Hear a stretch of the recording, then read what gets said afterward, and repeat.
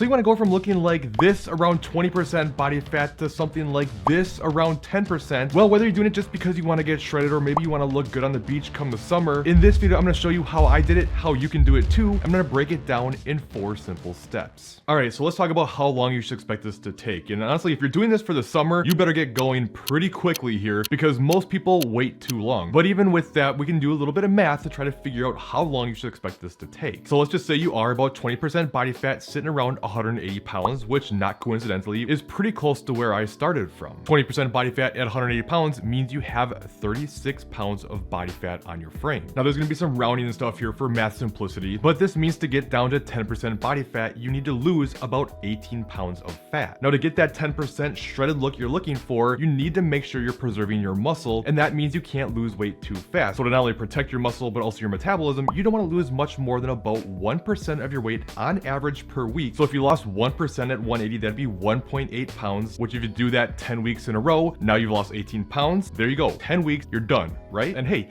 it is possible. Don't let anybody tell you that it's not. However, that doesn't mean you should expect it to go that well. Life is gonna happen. Remember, as you lose weight, 1% is now a little bit less each week. You should probably take some diet breaks during this, which I'll touch on later in this video. And let's just be honest, it doesn't usually go that smoothly. So usually what I say is take that math and then double it. And that's probably roughly how long you should expect it to take. Now we're looking more at 20 weeks. But you can see why I say you don't want to wait if you're really looking to get shredded by the summer. So with all that, now we need to know how to create this pace. And that's going to start with step 2, the nutrition side of things. One of the biggest things you can do to help reach your goals is to make sure you have some accountability. And that's going to come in a couple different forms. 1, you're going to track your intake. This way you know how much you're eating. And 2, make sure you're measuring your foods on a food scale as much as possible so you're not doing too much eyeballing of portion sizes and inaccurately accounting for your intake. And then this way you know how to create the deficit we're looking for. So what you want to do is create about a 25% deficit from your maintenance calories. Now if you already know that, great, but if you don't, what you're going to need to do is do what I call a diet recall. For the next week, you're going to eat roughly the same as you've been eating, but now you're going to track it, take an average of all 7 days, and that's going to be